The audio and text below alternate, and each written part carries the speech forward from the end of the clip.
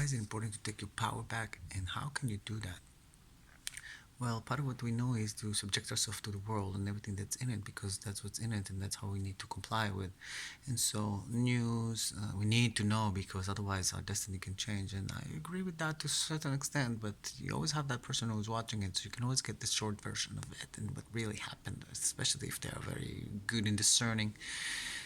But what I said before is what to give attention is grows.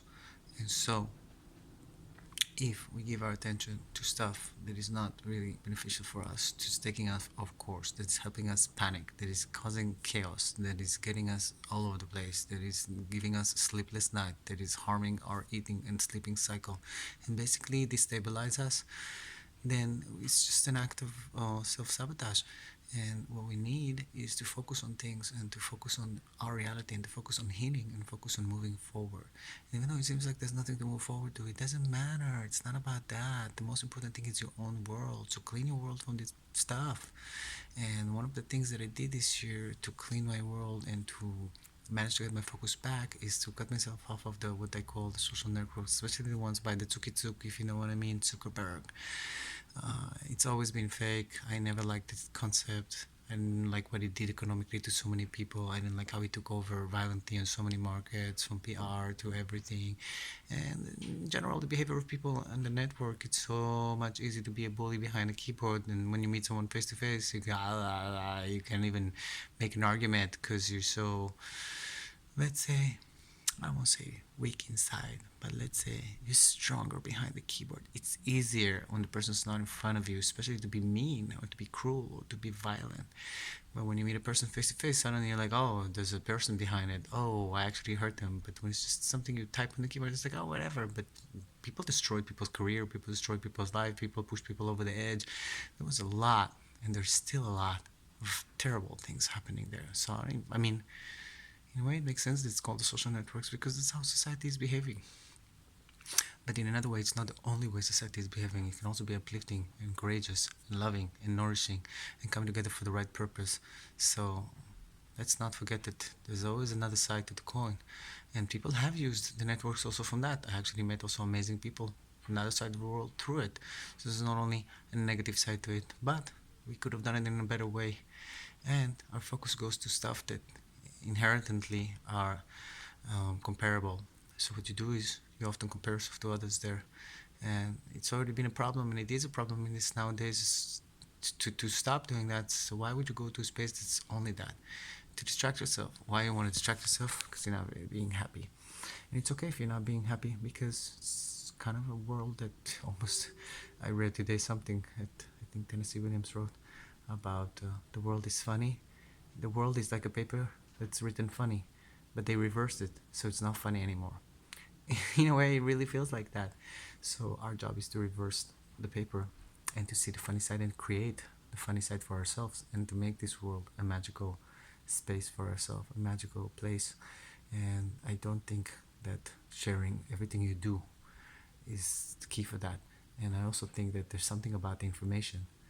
There's a big hogging of information, if you noticed, through all the systems, from Google to YouTube to all of them. They're hogging it, especially the companies that create electronics.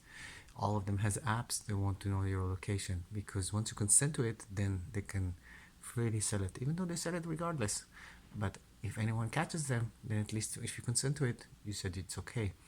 There's a continuous hunger for what you do, where you go, your location, what you like to buy, who you talk to, what do you eat, and they think that according to what they see, they're building a profile on you, and then they're studying humanity. But in a way, they're not, because people change all the time. Today I could like burgers and hang out with people drinking cocktails on the beach bar, and tomorrow I go on a cleanse and be like, oh, I can't look at alcohol, and these people are totally not my type, so I'm actually a hermit in the woods.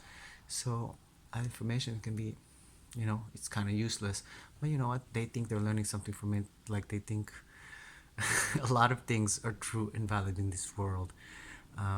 Like likes. I mean, everybody liked the like system, but in reality, not a lot of people liked things, and you could buy likes and you could buy followers. So how is it? In what way really describes if someone being liked or not? If you can buy being liked, it's actually a really good reflection of being alive, because anyone who knows a thing or two about the world knows that if you have money, you usually have contacts, and that's the way to get things in the world. You don't really even have to be talented or make anything really of quality. The world is not about quality, neither about quantity. It's about who you know. And if you haven't got that yet into your system, you better get into your system, especially if you're looking for a job, because a lot of people are. Start looking who you know, start making phone calls, because that's how you get the job. Anyway, half the people lie in their interviews. It's a world of pretense. I'm sorry to say that, but it's the truth. People are pretending all the time. CEOs, prime ministers, the UN, the rich, the poor, everybody's pretending like life is fun. And it can be. And in some parts of it, it is. Like I said, I will not erase the love that there is already. But it can be so much more fun. It can be so much more fun for a lot of more people. And the basics, this is housing, food, and love, can be given to anyone. We have an overflow of that. So why do a lot of people don't have it?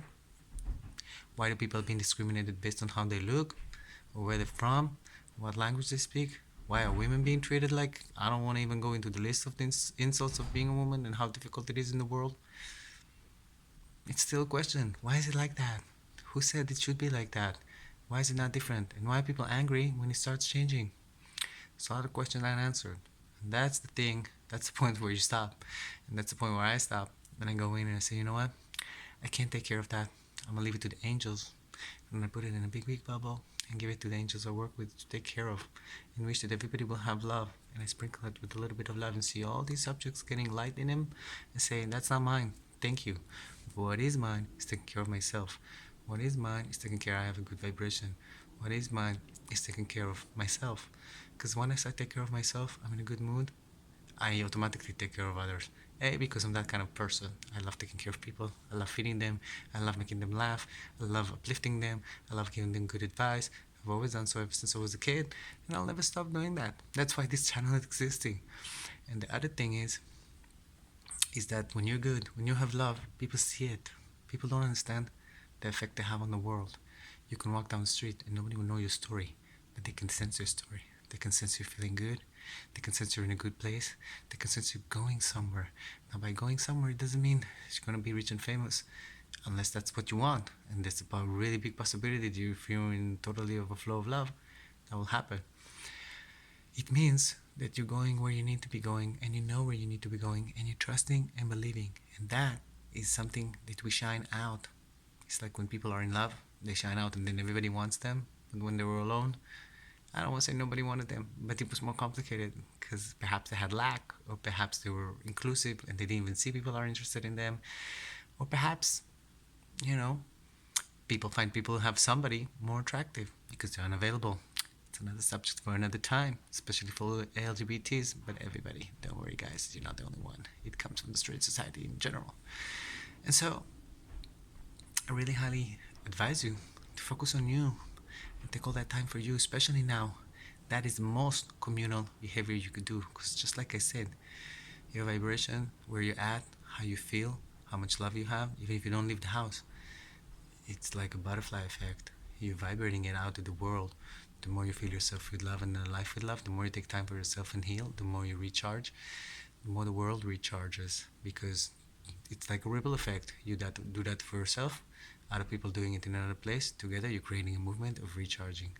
Same thing with not complying with things. People start buying from certain companies like Amazon or Samsung or Apple or Windows. All these people who likes to want to be the villain, then other people start doing that too. And suddenly these names that were huge, like MySpace, it's a great example, they're gone. They're gone. Nobody remember who's MySpace, but it was the Facebook of back then. People don't even know that. That's how much power we have as a group. And that's why it's important we focus on ourselves. Because when we focus on ourselves, we forget that there's others that are different, and we forget if some people have that anger or hate towards others because they're different. We forget that anger and hate. Because once we start focus on healing, we less want to hate. It's like when you work out, suddenly you stop wanting to smoke or drink or do things that the body doesn't like, or stop wanting to eat garbage, Because that's what happens when you teach yourself good. Your body starts revolting. They're like, no, I want more good because it feels really nice. You were light, you were nice, you had fun energies. Why are we going back to that? And so focus on you. And remember, everybody has something to offer to this world. It's just that it's built in a way that doesn't encourage that. And it steps on people for all kind of various reasons for a long time. And now it's changing. I'm not saying it to scare anyone. Opposite. I totally believe everything is changing, and it's changing for the better. And it's very important to trust and believe that, because divinity knows what she's doing. She's very smart. She, they, it doesn't matter. Gender doesn't exist in those spheres anyway. It's just here. And also, there's no difference for me. Everyone has a gift to give. Male energy in that way, and female energy in that way. And we have to remember that we both incorporate both of them within us.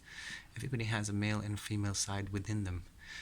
So hating on any side or thinking another side is better is just belittling it within the other one, within yourself. For example, you're a man and you think being feminine, whatever your interpretation to that is, because being feminine has many faces, same like masculine, being masculine.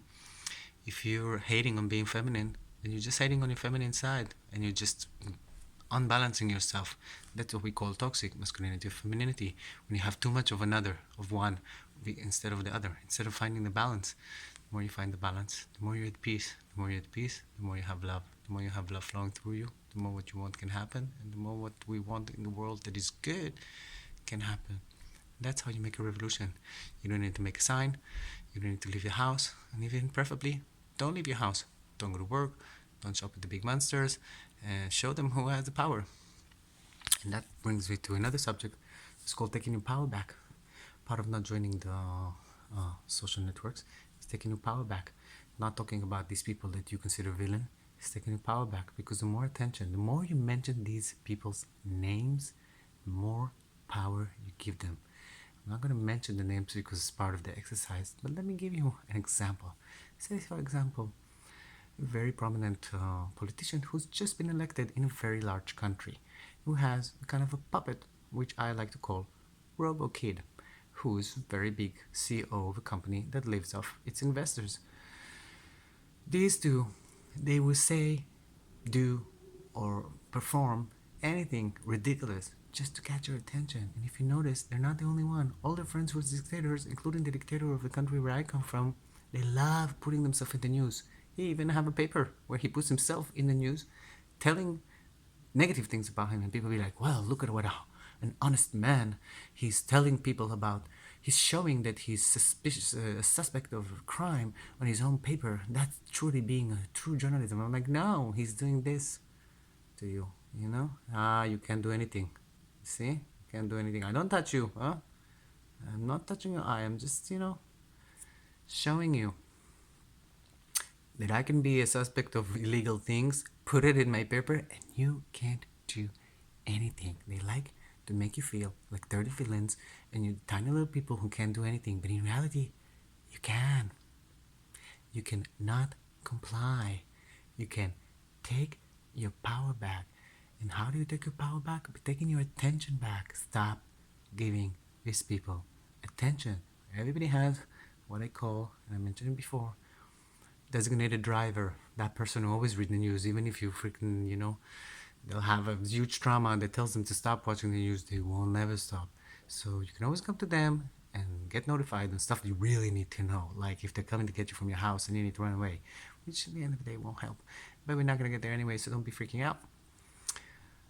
But in reality, you don't need the news. You need to pray. You need to believe in a better future. You need to visualize a better future. And you need to believe that these people, it's their end. You know what happens before the end? There's always a ruckus, there's always chaos, there's always a lot of negativity happening.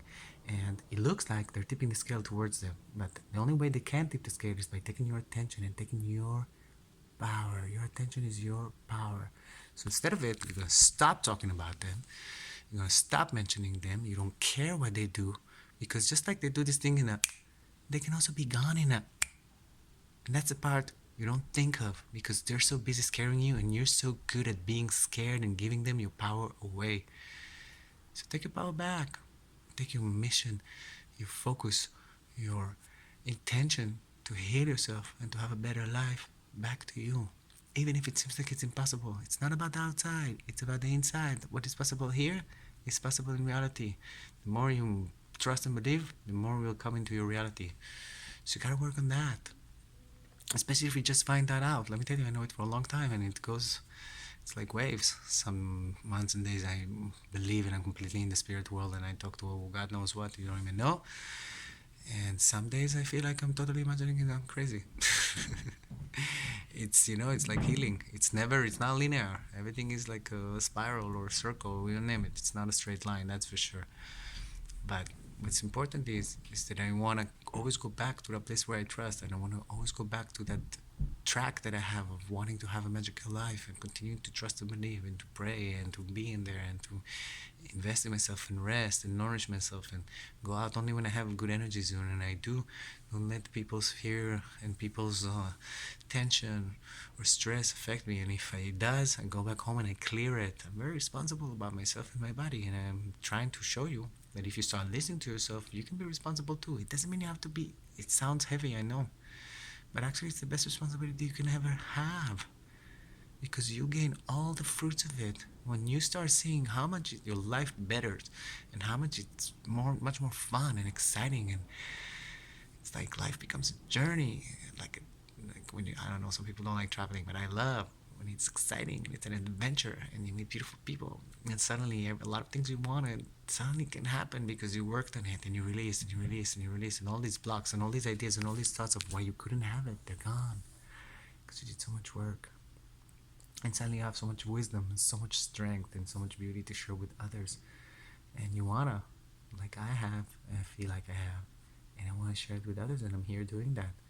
So take your power back, and you can do the same thing with people too, by not staying, by not replying, by taking your time to reply, by taking a little thought of what's going on with the relationship, by conversing with them and telling them what's not comfortable for you and what you will not stay with. Because once you start healing, you start changing, and once you start changing, you have to put boundaries, and once you put boundaries, people aren't happy.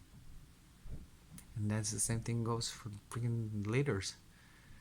The moment we'll put the boundary and say, you know what, until there's no end to all these wars and this stupidity of people being killed in horrible ways for no real reasons, and all this kidnapping and all this torturing and all these horrible things governments do and all kind of people do all over the world to each other, don't stop, we don't go to work. But before you gotta do that, you gotta unionize. It's one of the things, if you notice, in a lot of countries that they attack. They don't like you unionizing because once you're in a group, you have more power. And that's why it's very important to divide you. It's very important to tell you, you're Republican, you're Democrat, you're left, you're right, you're an extremist, you're a pacifist. It doesn't matter. You know what's important at this point? To agree to disagree. And be like, you know what? We're going to get to that discussion later. But now we have a bigger, and I don't want to say fight, we have a bigger fish to fry. For all these vegetarians, we have a bigger tofu to fry. Vegans. And that is a system, because the system, even until the upper middle class, steps on everybody. Only the rich people aren't being stepped on, and they step on each other between themselves. That's what we're seeing, and translated into wars and into territory fights and into who's taking over which company and how they're buying food and how there's so much going on. But what I say, don't go there. Go in and ask yourself, why am I so interested in distracting myself? Why am I giving my power, my attention, my energy that could have been used for me to these things? And right before you click on this thing, go to the three dots if you're on the YouTube app, or when they offer you a news or when they offer you an interview with another villain, go to the three dots, press on them and say, do not recommend channel, do not recommend content, and start clearing your feed. I only have spiritual things, I love that. Spiritual things and cats. That's it. And of course art and stuff that I love making, because I love making it. You're going to see I'm going to put a little bit of stuff that I do because I love, and it's just so much love in it and so much fun watching it. I love watching it myself. So take your power back, take care of yourself, focus on you. Everything that's outside of you, you can't do anything about it anyway. Start loving yourself, start healing yourself, because that can change somebody's experience on the other side of the world.